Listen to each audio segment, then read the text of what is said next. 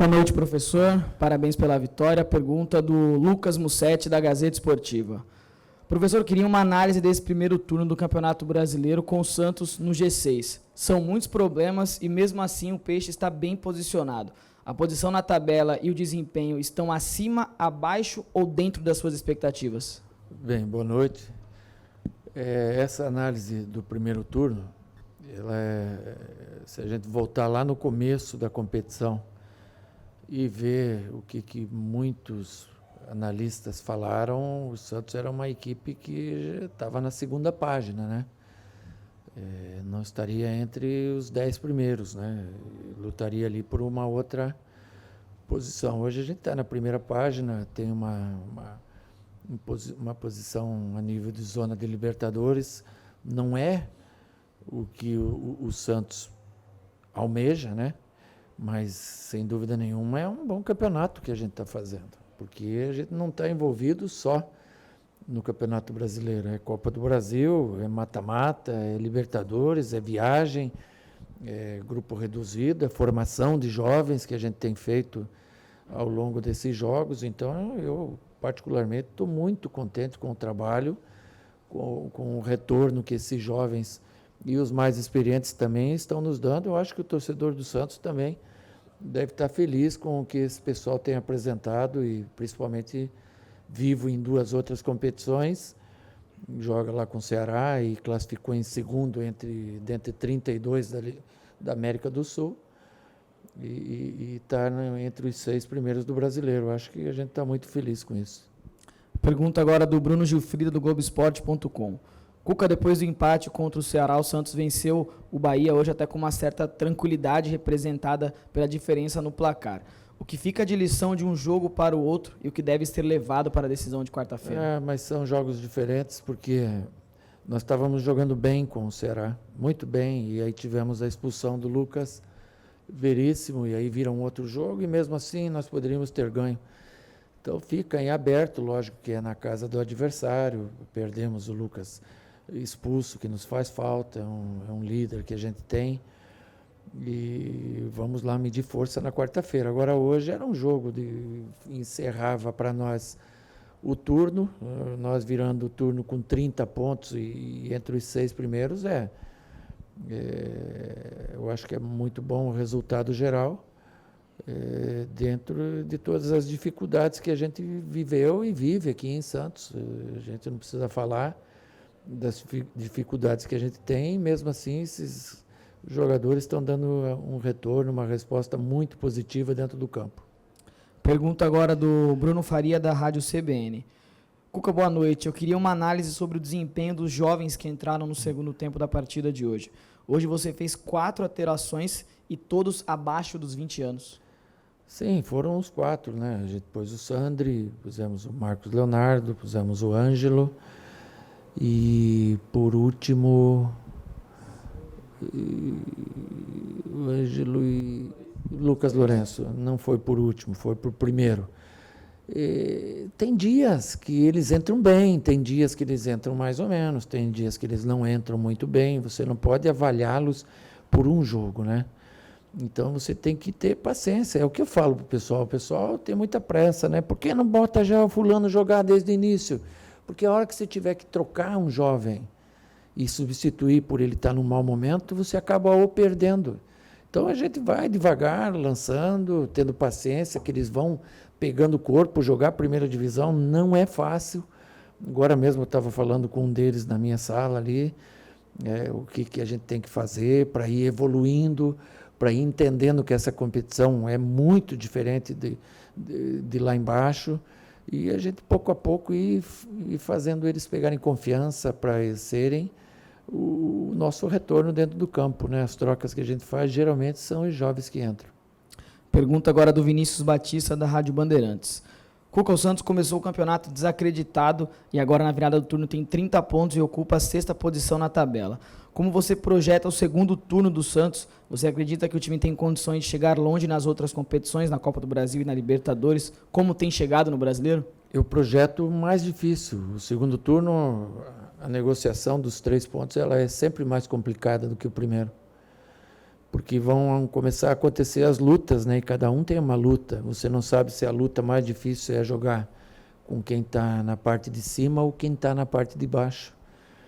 E você vê aí virando aí com 19, 20 pontos, equipes tradicionalíssimas que vão vender muito caro cada jogo, né? E nós temos que nos preparar para isso mesmo, eu sabendo que vai ser mais difícil o segundo turno para nós, devido a gente estar em outras competições.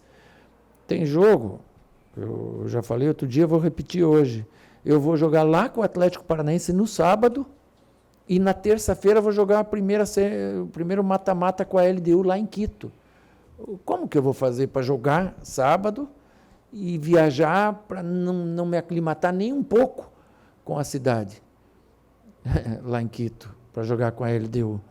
Então, o que eu tinha pensado, até em adiar esse jogo. O Atlético Paranaense também joga com o Boca, se eu não me engano, na terça-feira ou na quarta.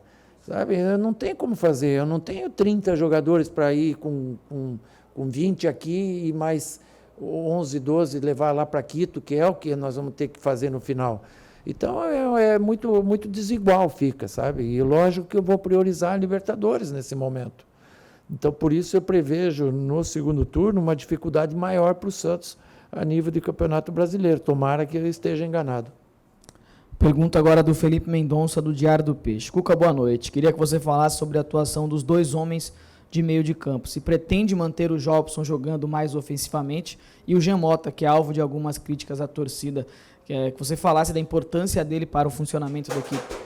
Bem, o Jean Mota é alvo de críticas da torcida, mas o torcedor tem que entender que são as peças que a gente tem. Então, se ele tiver uma tolerância maior, eu acho que ele vai desempenhar um futebol melhor, porque todo mundo lê. Todo mundo lê, todo mundo lê. E se não lê, tem sempre uns que falam, você viu, você ganhou nota 4. Não que dê uma nota 5 para ele, porque por querer puxar para ele, não precisa. Mas existem outras valias no futebol, né? Ele preenche alguns espaços, ele faz algumas coberturas que os meninos ainda não sabem fazer. Então, se você dá uma liberdade maior para um ou outro jogador, porque você tem algumas peças que vão correr um pouquinho mais para esse um ou outro jogador. E o Jean é um desses. É visto que falta ritmo de jogo para ele. Ele foi artilheiro do Campeonato Paulista há 1 ano e meio atrás, e num ritmo de jogo maravilhoso. Tudo que ele fazia dava certo, né? O Jean Mota virou... Hoje a gente está recuperando o Jean, e ele está fazendo de tudo para se recuperar. Então, o torcedor tem que ter uma paciência um pouquinho maior com ele, né? Uma tolerância um pouquinho maior. Ele é importante para nós, assim como os outros também. E sobre o Jobson, você pretende manter ele ofensivamente? O Jobson, nós entendemos que a qualidade dele, por ter uma visão de jogo, ter uma chegada boa à frente, ter um passe muito bom, atrás tinha algum risco, né? E na frente não faz mal se esses passes não entrarem todos. Mas aquele que entrar vai gerar uma possibilidade de gol. E foi assim que nós fizemos o segundo gol, né? Numa jogada dele, um corte, um passe, e aí o Marinho acabou fazendo o gol. Ele jogou bem, está pegando também uma intensidade dentro do jogo, que ele tem melhorado isso, e é necessário. O futebol de hoje, se você jogar sem intensidade, você não joga. Então tem que unir a qualidade, a técnica, a intensidade também, e ele está melhorando. Pergunta agora do Rodrigo Fragoso, do Esporte Interativo. Cuca, qual o saldo desse primeiro turno repleto de problemas extracampo que você precisou administrar para deixar o elenco focado apenas dentro do campo? Muito, muito trabalhoso, muito trabalhoso. Se eu falar para você que não estou cansado, ou que o pessoal aí não está cansado, tá. Cada um com o seu cansaço, um cansaço físico, outro um pouco mais mental, mas tem que ser assim, está no preço, né? No final vale a pena. Você não consegue curtir muitas vitórias, sabe? Que vai curtir hoje um final de turno com 30 pontos, não dá. Amanhã a gente viaja para o Ceará. Então você já está pensando agora no Ceará da quarta-feira, para depois repensar no Campeonato Brasileiro. Então não dá para curtir muito as vitórias, você já tem que se preparar para o próximo jogo. Última pergunta do Diego Bertozzi, dos canais Fox e ESPN. Cuca, boa noite. Madison vem dando ritmo e criando oportunidade além de um faro de gol. Foi o 4º gol dele em 20 jogos, mesmo não sendo titular. Como você vê essa disputa do Madison pela posição ali com o Pará? O Madison é um jogador importante para nós.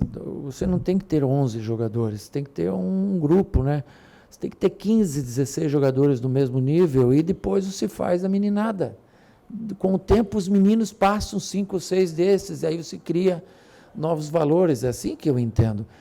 O Madison, ele é polivalente, ele fez gol contra o Corinthians jogando na segunda linha, pelo lado direito. O Pará é polivalente, já jogou para a gente como um terceiro zagueiro, já jogou como volante, então a gente tem usado a polivalência deles também. Eles disputam posição, é verdade, mas não jogam só aí, eles jogam em outras posições também. Como a gente tem um elenco curto, eles podem ser utilizados juntos algumas vezes também. Obrigado, professor, e parabéns pela vitória. Obrigado.